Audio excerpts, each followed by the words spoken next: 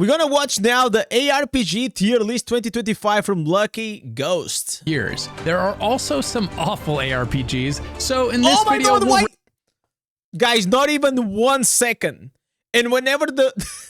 Whenever the word awful appeared, already Diablo Immortal. Oh the best my God. and the worst ARPGs that you can dive into right now. All right. First up, we have Path of Exile 1. While the Diablo franchise was trying to simplify the ARPG genre in the pursuit of mass appeal with Diablo 3, Path of Exile 1 was trying to make it deeper and more complex. Path of Exile released in 2013 and wanted to do everything Diablo 2 did, but bigger. Bigger skill tree, bigger seasons, and a bigger endgame. And it succeeded. It introduced the most massive skill tree players had seen in any game before. It allowed players to slap on multiple support gems to modify and customize spells or abilities to their taste.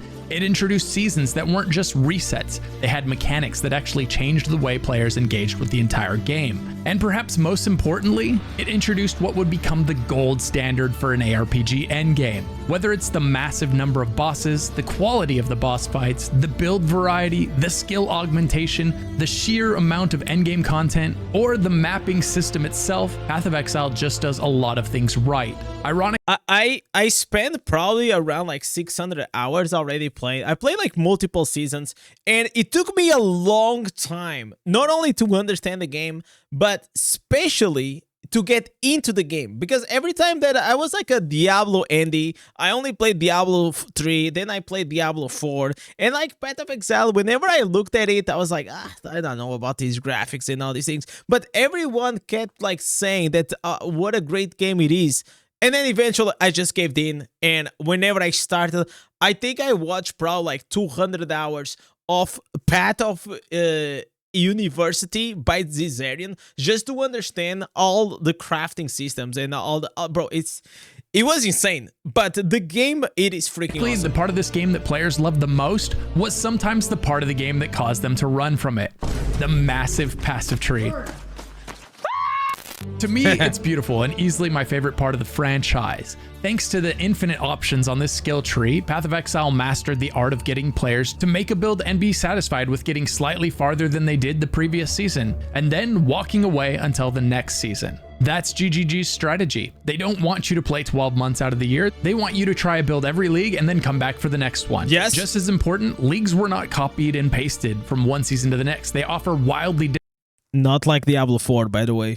That's pretty much what he's trying to say. Diablo 4 is just like more powers, like different colors of the same powers, and that's pretty much how different experiences, with the Delve League letting you dig further and further into a cave mine, with better and better loot the deeper that you got. And then the completely different Blight League that played out like a massive tower defense. Path of Exile had quickly become the ARPG to be and the ARPG standard to beat. It had the best boss fights, the best build diversity, the best itemization, and the most customizable gameplay loop. The game is free to play, but it's like these guys. If you are willing to go through the hassle of just understanding the basics, I played free to play for the first like 40 or 50 levels, and then I just tell myself, man, this is a great game. I actually bought a support pack.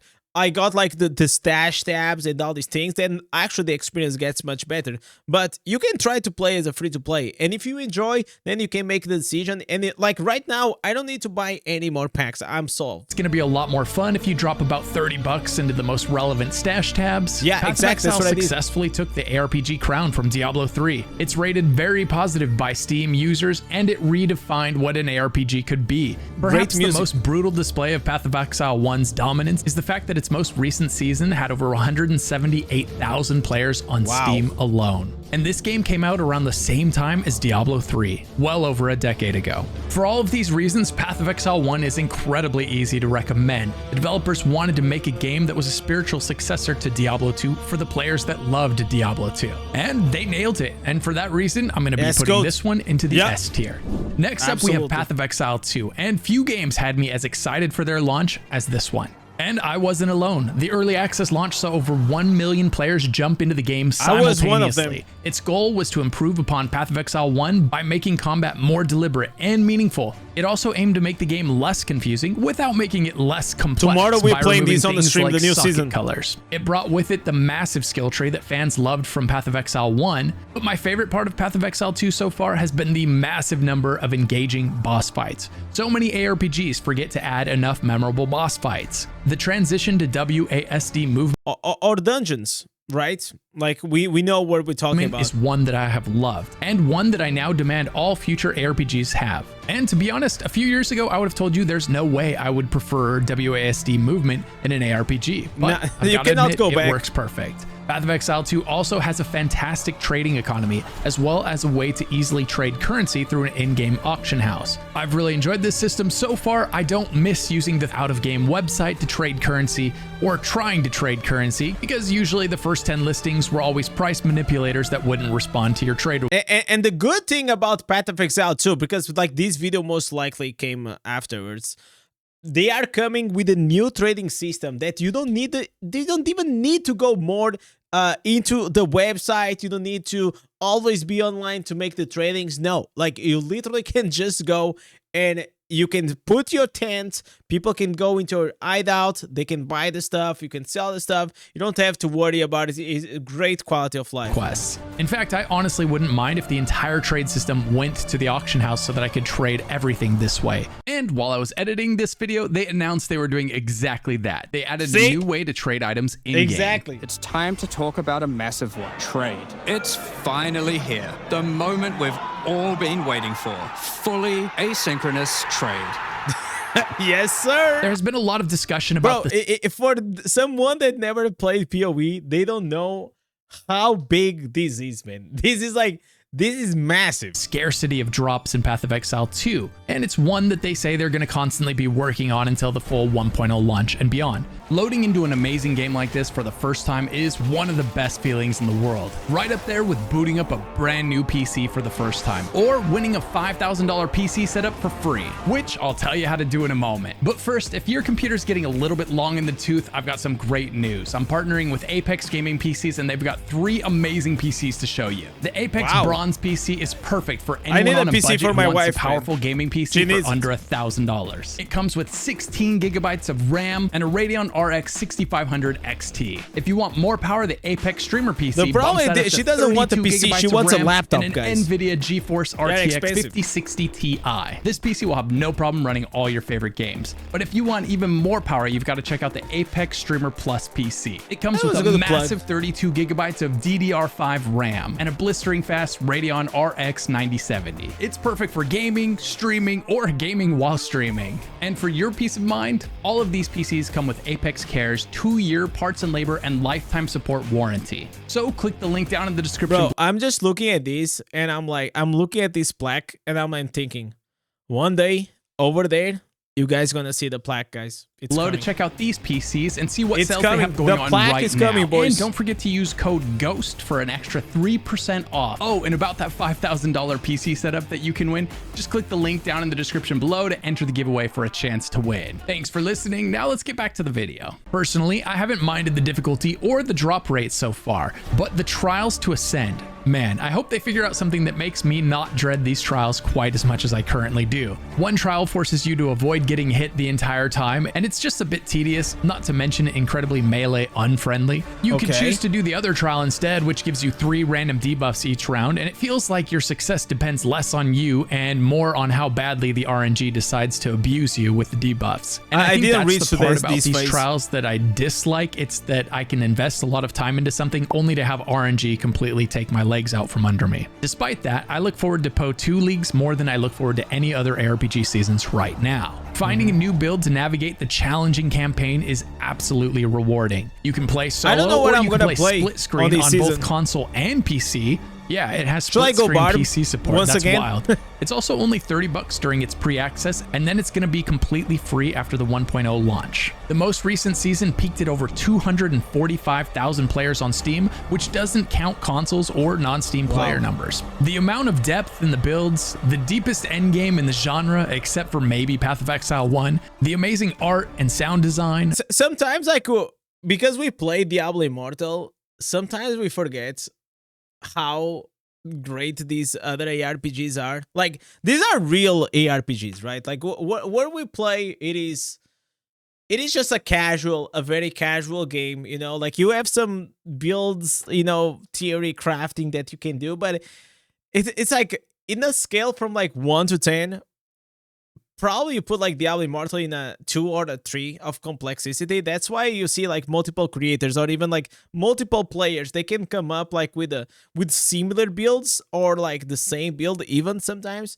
just because the game does not have that much depth that you can be like extremely innovative or there are like crazy items that completely will change. No, there's like always like just 6 instances and you can make like a build. In the meantime, like you have like PoE or even like I will say like Diablo 4, their complexity is way higher, but PoE is just like even higher because of the immense amount of like items and uniques that they have. I think they are adding like 300 or 400 new items. It's insane. The best-in-class fights. Balancing issues aside, Path of Exile 2 is currently in a league of its own right now, and for that reason, I'm also going to be placing this one into the S tier. Next up, we have Grim Dawn, and the most upvoted comment on my last ARPG tier list video was one that said I had placed Grim Dawn too low, and so I went back and replayed the entire game before making this tier list. Okay. Grim Dawn was released in 2016 as a spiritual successor to the first Titan Quest. It was even made by many of the same developers and on the same engine as Titan Quest 1. Never played, but got this recommended. time they went for the more classic ARPG vibe of a post-apocalyptic setting, making it a much darker and more grim game than its predecessor. Grim Dawn's skill tree reminds me of a sideways Diablo 2 skill tree, and I love that about it, but it also had some great original ideas as well. You've got different constellations that you can spec into, expanding on build customization. It's got a fairly deep reputation system that you can level up to unlock better items from vendors. The game starts with you spawning in with no class, and then you'll choose 2 as you play through the game. Mixing and matching classes provides a lot of replayability, and the itemization is deeper than most ARPGs. It even has a simple loot filter built right into the game, which is more than D4 or Path of Exile 2 can currently say, and I've got to admit, Grim Dawn was better than I remembered. The depth, the campaign, and the endgame were all much higher than your standard non-seasonal ARPG. The graphics have definitely fallen behind, but gameplay is infinitely more important. I don't think so. And that's where it shines. Skill animations are going to be a little bit underwhelming, but if you use the fan favorite Primal Strikes build like I did in my most recent playthrough, you get to enjoy one of the nicest spell animations in the game. After playing through it again, I do have to agree with you guys. There was a lot more depth in the item. So probably what he did was on the second playthrough, he was like, okay, now I'm actually gonna play the game as it is supposed to be played. And I'm gonna go to YouTube and I'm gonna watch a guide and I'm gonna follow this guide. I'm gonna be way more OP and probably I'm gonna enjoy the game more. Because that happens a lot, right? Like the first playthrough, if you actually go always like blind and you try to do your own build and your own spells, a lot of the times, like maybe you're still gonna be as strong to beat the end game, but a lot of times you aren't. And builds than I had remembered, orders of magnitude more than D3 even. It's also seen several expansions, so it's not like the developers released the game and then forgot about it. They've been adding content and quality of life for over 8 years, and it now sits at about 3,600 players on Steam. Grim Dawn is rated very positive, and you can pick it up for about $25, so it's got incredibly fair monetization. For all of these reasons, I'm gonna bump Grim Dawn up from B tier to A tier. All right. Okay. Next up, we have Diablo 1, the original, the beginning, the start of the entire ARPG genre. Released all the way back in 1996, and it's still fun to play. But make no mistake, it's old and it feels old. Still, if you haven't played, I believe that I remember seeing a guy that used to come to my house, and I think he used to play these on my PC. He was like older. I was like a young kid. but I never played it. Played it yet, and you love ARPGs, it's 100% worth it to see But I'm where it all pretty sure it started. was You'll be Diablo. amazed at Diablo how 1 much or of the 2. modern day ARPG came straight from Diablo 1. It did so much right that you can see its reflection clear as day in Diablo 2, Path of Exile, Last Epoch, and every other ARPG today. In Diablo 1, you start in a village where people are being unalived or going missing. Evil seems to be pouring out of the church, and so you head in to investigate. It didn't look bad The entire for game back is in the one day, long though. dungeon crawl, taking you deeper and deeper, floor by floor beneath the church. The deeper you go, the more terrifying it gets, until eventually you encounter the game's namesake, Diablo. This game wasn't perfect by any means. Most notably, your gold literally took up inventory space, so you had to dump it on the ground in town and just leave it there for future expenses. Also, the game wouldn't let you run while you were in town, so you had to painfully walk from NPC to NPC to turn in quests. But despite its old school jank, Diablo 1 established that mood, that unmistakable Diablo vibe that players know and love. I highly recommend giving it a go, but be warned, it is old, the controls are janky as hell, pun intended. This is like the thing that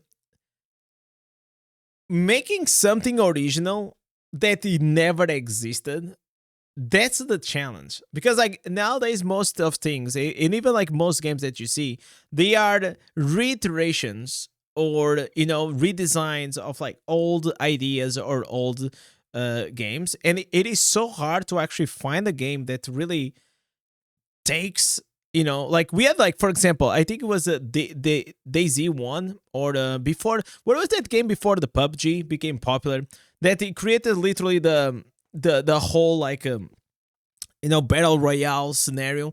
And then after came PUBG became very popular, and then it came Fortnite, right? And Fortnite was a 1Z1. Yeah, exactly. That one was like the one that really exploded. But then Fortnite picked up that idea, and then, you know, like with a different art style and all these things, it made it like a slightly bit more fun and more friendly, especially for the young kids. And that's why Fortnite became like really popular. But, you know, the 1Z1, that one was literally the one that created the genre, and it's the same here with Diablo Immortal. So in that creating that, it is absolutely godly. But none of the other games on this list would even exist if it wasn't for Diablo 1. A full playthrough takes about 8 to 10 hours if you're fairly thorough. When this game launched, it literally invented a genre we didn't know we needed. But by today's standards, it's relatively short and it's lacking a lot of modern day quality of life. Back then, I would have placed it S tier, hands down. But today, this is more of a B tier experience. Next up, we have Diablo 2. It was June 29th, 2000. We had all just survived the Y2K bug. Oh no, it's happening. And after many delays, Diablo 2 finally released. I played it every day and carried my computer to LANs all summer. RPGs have progressed a long way past what Diablo 2 did, but no game has aged as well as Diablo 2 has, especially with D2 Resurrected having turned out so incredibly well. As much as I love Diablo 2, I have to admit, by today's standards, the boss fights really stand out as underwhelming, although the first time you fought each one of them was terrifying and educational. Whether you were dying to Andariel's poison and you needed to run back for antidote. Yeah, I feel like whenever I fought against like the Diablo, I mean, I died the first time because he had like the ray that I was not expecting, but besides that, it was like quite easy. Like as long as you dodge that, you're gonna be fine. Or the chilling attacks from Duriel with nowhere to run that needed you to use the thawing potions, or suddenly finding yourself in Diablo's bone prison. Or what about when you learn about Nilithak's corpse explosion? Your first encounter with each of these bosses was great. What the bro? I am playing the most basic build. I'm literally like double swing, and I'm seeing like these guys casting these abilities that like look super But after you've seen it once, you've seen it all. Their AI and attack variety left a lot to be desired by today's standards. Still, these minor issues did little to stop this game from feeling just about perfect in its prime. Ironically, stash space in Diablo 2 was awful when it launched. You don't want to be like this. This is disgusting. Of all the things for Diablo 4 I to borrow played the from PvP Diablo build, 2, yeah. I think Diablo 2 is best enjoyed as a roguelike. Create a new character, play through the game for 1 or 2 difficulty levels, and then start over with a new build. When played this way, it's got fantastic replayability thanks to the fact that you never know what piece of gear you're going to find to enable some new way to beat the game. Ditching the expectation that you'll play one character. Bro, this guy is OP. Man, once I finish the... Listen, guys, we're going to do something. Once I finish the Act 5, I am gonna respect, okay? I'm gonna respect and I'm gonna try to play with a build that is supposed to be played. Forever is important because that would really just involve running the same couple pieces of content endlessly once you've beat Hell difficulty. Of course, a younger me didn't follow that advice, and I did level a Boazon all the way up to 99 so I could PvP over the bridge just outside of Act 1. Diablo 2 did so much right, and man, did it raise the bar for what a video game cutscene could be. The sense of exploration in the zones, whether it be finding a random cave or a tower or the secret portals and the itemization, they were all fantastic. Or rare drops like the Oculus or the Stone of Jordan made it feel like you won the lottery when you'd finally see one on the floor. Rune words would eventually be added and kind of destroy itemization, but they were a neat idea, with new rune words being added with each season. Speaking of, Diablo 2 was the first game to bring seasons to the ARPG genre, and charms were a great addition, although I always wish they had their own inventory space, and I still do today. I'm definitely guilty of running around with only enough inventory space for one item because my inventory is filled up with some lightning charms or fire charms, but there was just something that I loved about slamming tons of points into a random ability and seeing how far it could take me every time I leveled a new character up. The more I talk about Diablo 2, the more I want to boot it up and play. It's not perfect because no game that is a quarter of a century old could be, but the fact that it's still this much fun to play almost 25 years later, and the fact that every successful ARPG today looks to it for inspiration is a testament to how much it got right and perhaps how ahead of its time it was. For all of these reasons, and because Diablo 2 Resurrected really brought a lot of the quality. But do you guys like sometimes, like whenever these games are like super successful, they create the genre, they definitely innovate, but then they create like some how can I say, like some barriers that people like. I feel like then what people just did was, okay, we're just gonna create Diablo 2 just with a different skin and maybe 1 or 2 different ideas, and I feel like whenever like also developers, they try to make it like something super innovative, then a few players, they do not like, are too comfortable with already the systems that exist, like in these older games, like, you know, Path of Exile, you know, Diablo 2 and all these things, that if it is like, it has to be something like innovative, but it cannot be like too far away. Otherwise, like, players, they are used to this system. Most of the people that play these games are older, right? So the older you are, the harder it is, like the learning curve. It doesn't mean like we cannot learn, but you know, like we are the creatures of habits, right? And that's why it's so easy right nowadays to jump from like Diablo 4 to Path of Exile to even like Last Epoch, and like all these games, they are like so similar. And then I'm not even gonna talk about like Diablo Immortal, right? Like, because if you go to Diablo Immortal, that's even an easier game that you're gonna understand like very quickly. Of life that makes this even more playable but in the modern day. I wish in the future we had a bit more diversity. Into the S tier. Diablo 2 was and still is one of the best RPGs ever. Next up, we've got Diablo 3. This one launched with the infamous Error 37. I remember staying up all night for the midnight release, only to realize I wasn't going to be able to play the game, and finally giving up around 4 a.m. and going to bed. Corporate greed briefly reared its head with this game, launching it with an in-game real money auction house. Fortunately, player outrage prevailed, and it was eventually removed. So much money. First impressions were that Diablo 3 wasn't bad, but it was a substantial step away from the many features that longtime Diablo fans had loved. I feel like the thing about being cartoonish was something that I was not expecting.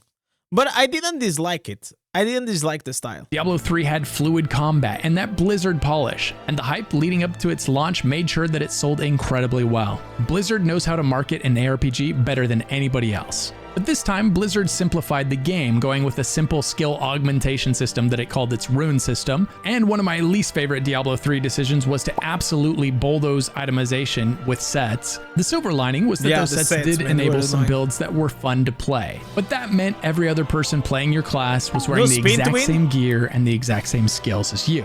Build customization and diversity were at an all-time low. Diablo 3 was Blizzard's attempt to make Diablo child-friendly, a decision that left a lot of Diablo fans feeling abandoned. It was also guilty of oversimplifying builds to make sure the casual gamer could enjoy them. This meant that most people would burn out or finish a season entirely inside the span of a single week. The Reaper of Souls expansion did a lot to repair the reputation of Diablo 3, and the addition of rifts and greater rifts gave players a decent endgame when compared to... I stopped playing before the expansion, so I reached to Paragon 100 on the classic version, the vanilla version, and then I felt like there was no more action hours, money action hours. I was Paragon 100 Barbarian, like best in slot gear, and I was like, what am I gonna do now? What am I gonna do now? There was nothing for me to do, and then I just quit the game. Then I think the expansion came a few months later, but I don't know what happened in my life. Like I think I just started playing something else, or I started working, and I never got back Diablo into Diablo 2. Diablo 3 succeeded at making a casual-friendly Diablo, but at what cost? Diablo 3 would become the first in the franchise to lose the top spot as the most popular ARPG in the genre that it created. Ironically, they lost that spot to Path of Exile, who had the exact opposite approach. Where Diablo 3 wanted to reduce the number of options you had while playing, Path of Exile wanted to increase the number of options you had while playing. Diablo 3's biggest mistake was assuming gamers couldn't handle something more complex, when that was exactly what we were craving. As a longtime fan of the Diablo franchise, I have a lot of hours in Diablo 3. This was my build. But I always felt like the dumbing down of builds and the child-friendly tone was just moving the game in the wrong direction for a franchise about fighting Satan and its demons. For all of those reasons, and thanks to the incredible competition it's facing from the rest of today's ARPGs, I'm gonna go ahead and put this in the B tier. Diablo fans waited. B tier? Do you guys agree? I mean, I haven't played in a while, but I have a lot of hours in Diablo 3. 10 years for a new Diablo game, and in 2022 their patience was rewarded with Diablo Immortal. We want to use mobile devices as the platform for a new Diablo game. I can't think of a game that better encompasses the Bobby Kotick legacy. It's by far the most offensively monetized ARPG that I'm aware of. Players on Reddit even calculated that it would cost over $500,000 to max out your character. Is this an out-of-season April Fool's joke? Blizzard had a chance to convince the... Man, listen, guys, I think they could have done both, okay? But everyone that was on that BlizzCon, they were only expecting to see and hear one thing: Diablo 4. And if they have come with a small trailer or some news saying, hey, we are working on Diablo 4, it is coming, just throw like a 10 seconds trailer. I don't know, something. It could even not show anything, but as long as it showed like Diablo 4, people will be happy, people will be excited for it. And I feel like afterwards, you do the announcement. Hey, in the meantime, while you guys are waiting for the Diablo 4, we have another big news, which is Diablo Immortal, that you guys can also have a different experience on the mobile. So I feel like if you explain and you did this way, I think the backlash would have been so much less. Yes, the pay to win will always be a pain in the ass, but I feel like it will be so much less. I feel like the way that players they literally felt like misheard and mistreated by the company. World, they could make a great mobile game. But Bobby's greed won instead, and they ended up making what is widely considered the most anti-consumer and worst ARPG in the entire genre. What Diablo Immortal successfully did was create a massive number of anti-fans who would go on to very vocally root against anything Blizzard touches, even to this day. For all of these reasons, Diablo Immortal is F tier. I can't think of a single game that did more damage to a developer's brand than this one. Next up, we have... Okay, so the thing is like, it now is not evaluating the game, right? It is evaluating the exactly what I just said. Because the players, they feel misheard and disrespected, and the popularity of like the company got so low that a lot of people, they just said no. But there's also a lot of people that said yes. Diablo Immortal had a lot of like, he had like 11 million players at launch, man. He had 11 million players. Lost most of them, but there's still like around like 1 point something million players, right, playing. It's still like pretty good. But I feel like it is, people, whenever they make these tier lists, they are not like looking at the game. They are just looking at what the monetization represents and how bad, you know, like the story of Diablo Immortal was. Diablo 4. After Diablo Immortal had sullied the Diablo name, Diablo 4 was a first chance at a redemption arc for the Diablo franchise. Blizzard went on to make the most compelling advertising campaign for any ARPG ever, and as a result, people showed up. Diablo 4 sold more copies than any other ARPG launched before it. Diablo 4 does a lot right. The combat is smooth and impactful. The sound design is amazing. The art is fantastic. And the cinematic... The problem, bro, the Diablo 4 is such a great game until you reach the end game. Oh, man. The end game... It's absolutely stunning. But there were also a lot of unforced errors that just made it feel like this game was designed by someone who had never really played ARPGs before. Launching with 4 stash tabs, no loot filter, resistances that didn't work when resistances are a massive staple in any ARPG. It had very few engaging boss fights and a very half-baked endgame, just to name... I played the first 5 seasons on and off, and I'll say that the first year, the year and a half, was literally Blizzard just trying to clean up the mess they created. This game was launched in an unfinished way, and because of that, the D4 bad meme, it's so strong in these days, and I genuinely don't think that Diablo 4 will recover from it. Public perception, it is so strong. It's the same reason why people always think that Diablo Immortal, it is a bad game. That's the same reason why people think Diablo 4 is a bad game. And it's the same reason why people think that Path of Exile is a good game. Public perception and a player experience. A few of the problems. And to me, Blizzard it just feels like this game launched so before it was ready. Still, Diablo 4 is a great casual-friendly ARPG, and a great starting point for anyone new to the genre. If you've got 6 kids and 3 wives and no time for games, this might be the perfect ARPG for you. All in all, Diablo 4 ended up feeling a lot more arcadey like than Diablo 2 or Path of Exile. The devs wanted to make this game more casual-friendly, again, and they succeeded in doing so. Whether that makes it better or worse comes down to the player you ask. Personally, I wish Diablo 4 had a deeper, more complex skill tree and better itemization. The current way that they're using legendaries that have to be paired together to enable a build has basically turned them into glorified sets from Diablo 3. Diablo is currently rated mostly positive on Steam, and it peaked around 35,000 players on Steam during its last season. It's worth noting that most of Diablo 4's players play straight through the Battle.net client, so that Steam number only represents a small fraction of the D4 player base. I'm optimistic for Diablo 4's future because I do know some of the features that are coming to the next expansion after hopping onto a private call with the developers. Of course, it all comes down to how they execute on the features that they discussed. Diablo 4 wanted to be the casual... I feel like also that's another problem that Blizzard is facing is... It's like they are always selling the hype. So they are always overhyping and under-delivering. And I feel like that's such a big problem because they know how to make cinematics. They know how to hype people. They know their customers probably better than most companies.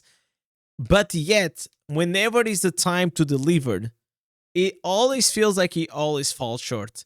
And that's, in my opinion, the most annoying part. ARPG, and to that end, it succeeded. I feel like there's a lot this game could do better, but it's also still fair to say that this is still one of the best ARPGs that's ever been released. And for that reason, I'm going to go ahead and put it into the A tier. I know a lot of you guys are going to disagree with me on this one, so where would you put Diablo 4? Launching in 2024 was last... I think Diablo 4 at this stage, I don't think... what do you guys think? I'll probably put it as a B. Maybe B+. Like A, I don't know, man. maybe like in the future, maybe next expansion, maybe it's gonna be A. I think there is potential, bro. It is still Blizzard. Blizzard was the company that started over, but they need some new blood, or maybe maybe they don't need like new blood. They actually need the old blood to try to come and fix the game. Epoch, probably the most ambitious new franchise to enter the genre since Path of Exile 1. Last Epoch is one of the few ARPGs that really innovated with its launch. One of the best parts of Last Epoch is that it gives you an entire skill tree for every single skill. These are exactly the type of systems I love to see in an ARPG. It also includes 200 stash tabs that come with the purchase of the game. Last Epoch also released with a loot filter built into the game, probably the best loot filter of any ARPG to this day. It also launched with a respectable... Not only that, you can also share. So imagine if I'm a content creator, I could create a loot filter for you guys, and you guys could just download it and put it on your game. Endgame. And imagine if I could create my builds in Diablo Immortal, and I could share a link with you guys. You copy paste the link inside the game, and you just have it.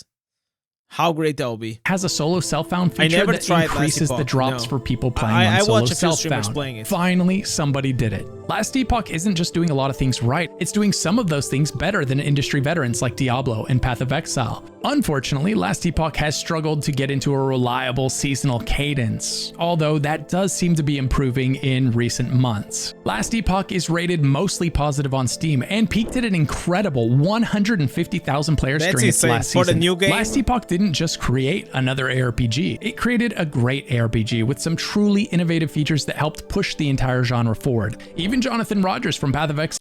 What happened was this game came.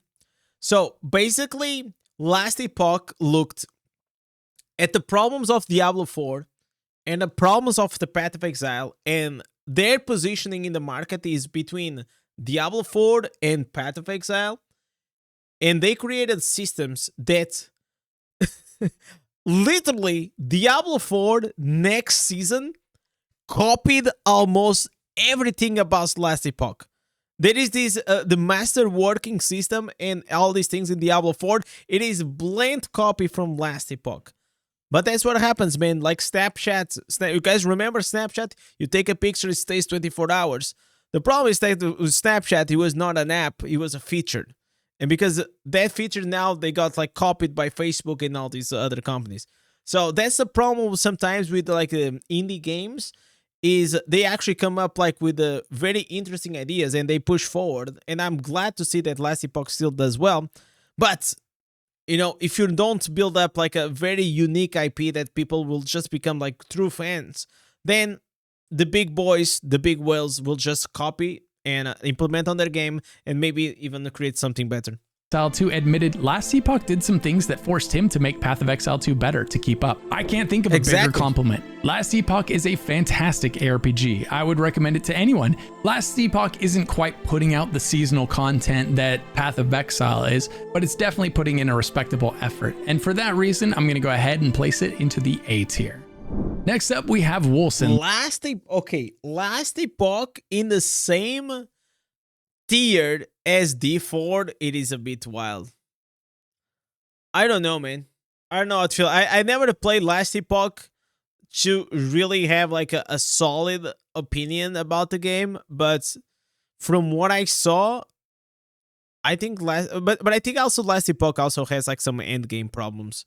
I think maybe launched in 2020 while we were all stuck at home. The game looked gorgeous and it grabbed every ARPG player's attention when gameplay started coming out.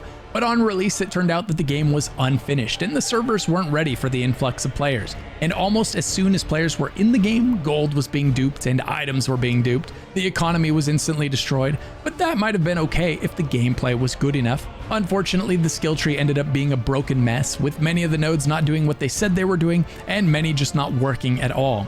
The endgame was a particularly underwhelming mobile-esque idea, and while the game looked great and had some good ideas, it simply wasn't ready for release. Today, it has about 65 lost souls visiting it on Steam, and developers announced over a year ago that they were no longer supporting the game, and its multiplayer functionality has been removed. The developers said the game's problems were so deep within the architecture of the game that it just wasn't feasible to fix them, so they've moved on. For all of the reasons mentioned, I'm gonna have to put Wolson into the D tier.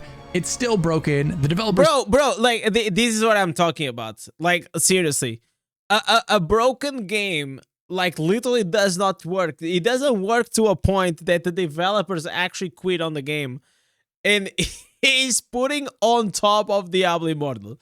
Come on, man.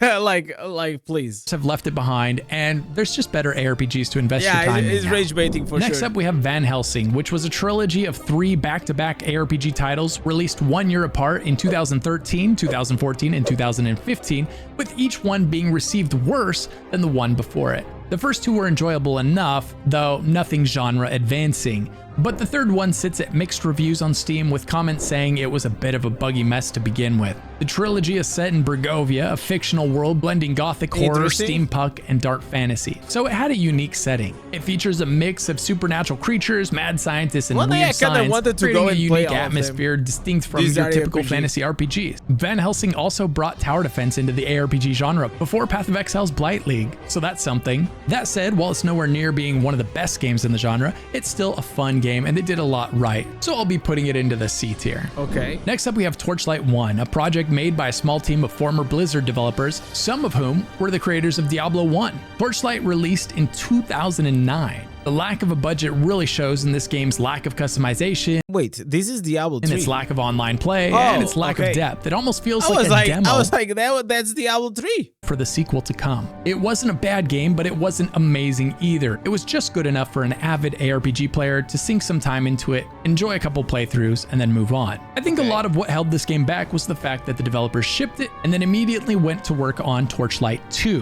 which was basically the finished version of Torchlight 1 in a lot of ways. In this game, you delve deeper and deeper underground, just like in Diablo 1, and that's just one of many similarities because this game was made by the same people. I love the idea of the original Diablo creators spinning off from Activision Blizzard to make their own game. I just wish they had made something darker and scarier than the kid-friendly theme that I really think held this franchise back from being what it could have been. This entry's $14, rated very positive on Steam, and it was solid in its prime, but it doesn't hold up against the much better games you can play today. Torchlight 1 has 30 players on Steam right now. This one would have been a decent game in its prime a long time ago, but there's far better ARPGs today. I know like there's Torch Infinity. I don't know, probably Torchlight Infinity probably is like the new version, right? Including its successor. So I'm going to be putting this one in the C tier. Next up, we have Torchlight 2, by far the best Torchlight available. It released in September of 2012, about 4 months after Diablo 3. Torchlight even lightly copied the general story from Diablo 2. The hero from Torchlight 1 goes on to be the villain of Torchlight 2. Nice touch. They brought back the ability to spec into attribute points. Unlike Diablo, however, you can fish in Torchlight, for what that's worth. The pet system in this game is unique, and it was a nice solution to always having to run back to town to sell. You instead load up your pet with items, and they'll head back to town to sell for you. You can even have them buy potions or scrolls when they head back. Unfortunately, just like Torchlight 1, Torchlight 2 went with this more vibrant, child-friendly art style that serves to make me wish these OG devs from Diablo 2 had gone the opposite direction and created something twice as terrifying as Diablo. Twice the evil, twice the gore, twice the scares, but instead we got a really solid, vibrant game that wasn't bad, but wasn't... I feel like, you know, these more childish. I don't dislike it. I actually do not dislike it. But I feel like the ARPG audience, it is pretty old, and they like things more, you know, gore, like demons, like dark, you know? Ever gonna jeopardize Diablo or Path of Exile's grip on the ARPG genre. All in all, it's a great game. 4 solid classes to choose from, a decent enough story. It kind of reminds me of Moko, that game, that mobile game. And lore system that's held back by its family-friendly departure from what made Diablo so unique. It had solid itemization and the gameplay feels great, but as you can tell, I just never could get into the world that they made. If only they were allowed to stick to angels and demons. Today, it's rated very positive and has 270 players on Steam. Torchlight 2 was the best Torchlight in the franchise, so if you feel like trying any of them, this is the one to try. It holds up remarkably well even today, and for that reason, I'm going to put it into the A tier. Next up, we have Torchlight 3. What happens when you want to make an MMORPG, but then your player base tells you that the MMO just isn't fun, and so you decided to turn it back into an ARPG instead? Well, Torchlight 3 happens, and as you can imagine, this ended up an ARPG that just missed the mark. It didn't improve on what came before it because at one point it was trying to be something completely different. The game was released to medium reception and, worst of all, was almost immediately abandoned by the developers. It really felt like their hearts just weren't in it anymore. Torchlight 3 has 26 players on Steam and has a lowly mixed rating from users. For these reasons, Torchlight 3 is going to go into the D tier for me. The developers just weren't in love with this game. Even when they released it, they moved on right away. And there's just a better Torchlight for you to play, Torchlight 2. Next up, what would you get if you made a pay-to-win version of Path of Exile and slapped some gacha into it and dropped the Torchlight coat of paint onto it? You get Torchlight Infinite, a half-decent mobile game held back by the fact that it's pay-to-win in a genre where there are tons of... Okay, did you guys ever play these?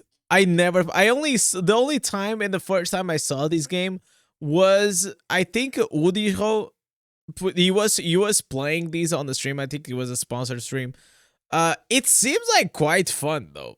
Like honestly, very fast paced, but it doesn't seem like you're gonna play these forever. Alternatives that aren't you play for a few days. The gacha system for pets and hero traits was just really unbearable for me. It could have been a decent game with some solid potential, if not. But I didn't know that he had the gacha system for the monetization. And for all of these reasons, I'm going to be placing Torchlight Infinite into the D tier. With all of the ARPGs that aren't pay to win, I can't think of a reason to recommend one that is.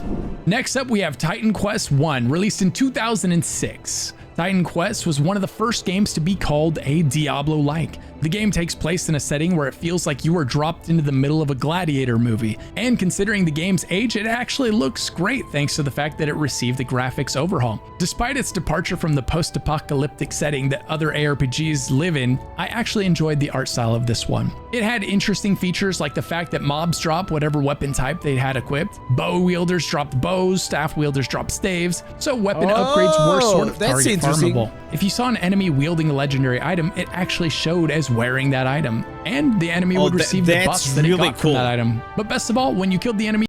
Honestly, I am so used to like everything is random that this idea kind of looks very cool.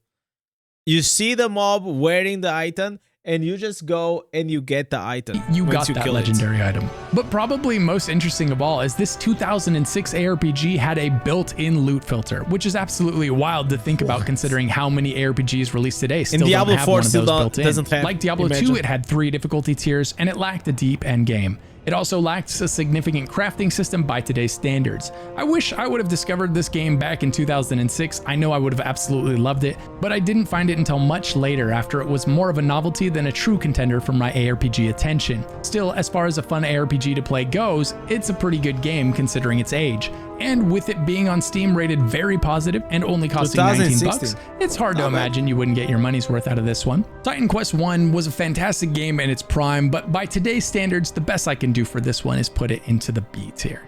Next up, we have Titan Quest 2, currently in its early access. I think what's in this game so far is fantastic, but it's very light on content. In fact, I wish they would have waited a little bit longer to release this one just so I had more to enjoy, because it looks like they were heading in the right direction anyway. The stats on the loot looks good so far, skills have great customization, and the passives look really interesting. So I think this one's heading in a really promising direction. Titan Quest 2 is made by a separate studio from Titan Quest 1, but despite that, this studio did a fantastic job of creating a beautiful and immersive world for you to wander. But I feel like it looks too much like Path of Exile.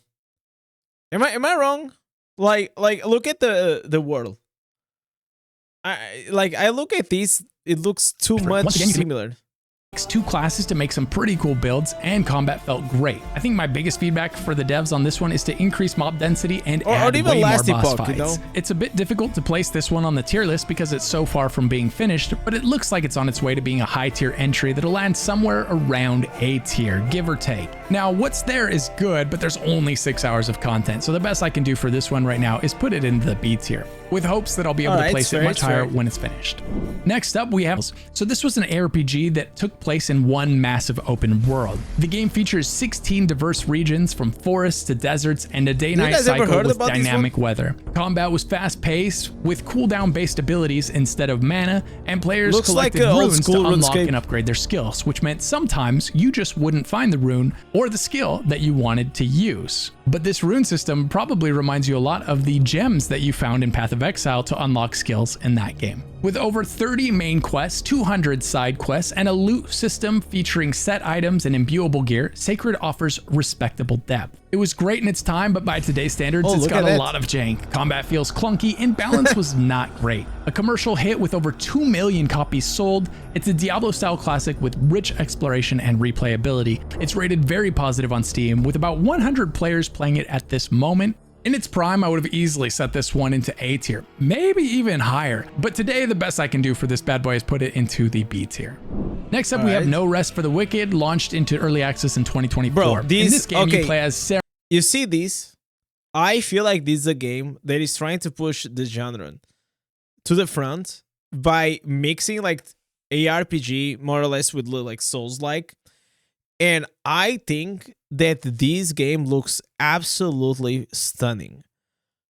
Like the art direction, the world, like holy warrior battling a corrupting plague amidst political strife. Original. This is Diablo meets Dark Souls, and it's still in its early access, so I'm not going to be able to pass final judgment just yet. First impressions of the game were that it was quite frustrating due to things like armor breaking and then spiraling you into an almost unsolvable debt problem.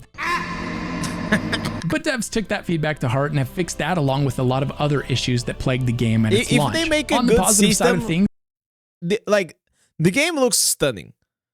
If they mix it with a good in-depth game, end game, I think they have here golden.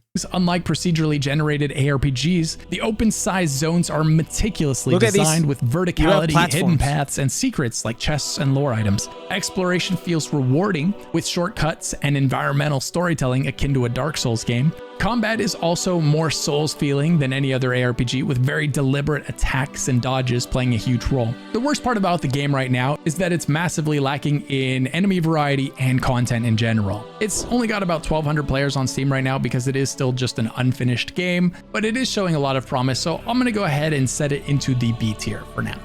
Next up, we have Warhammer 40k Inquisitor Martyr. Released in 2018, this game nails the grim gothic aesthetic of the 41st millennium, with detailed environments like shrine worlds, industrial wastelands, and void ships. There is a Warframe game that came out like maybe 1 or 2 years ago. It looks so freaking good.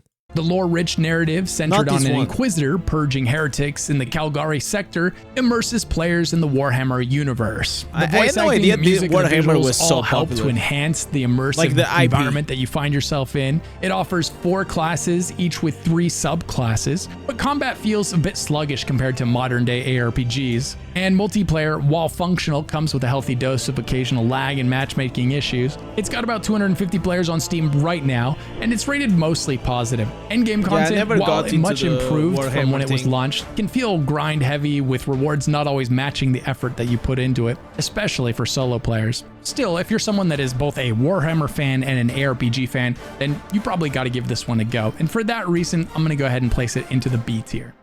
Now, if you disagree with where I put one of these ARPGs, that's totally okay. I just ranked something like 20 of them, so it's going to be quite magical if you agree with me on every single one. But let me know down in the comments, which ones would you have placed higher, which ones would you have placed lower, and if I got something way wrong, let me know, and maybe I'll take a look at it again before I do this video next year. Anyways, thanks so much for watching. If you're not sure what to watch next, maybe check out one of the videos popping up on screen right now, and I hope to see you in the next one.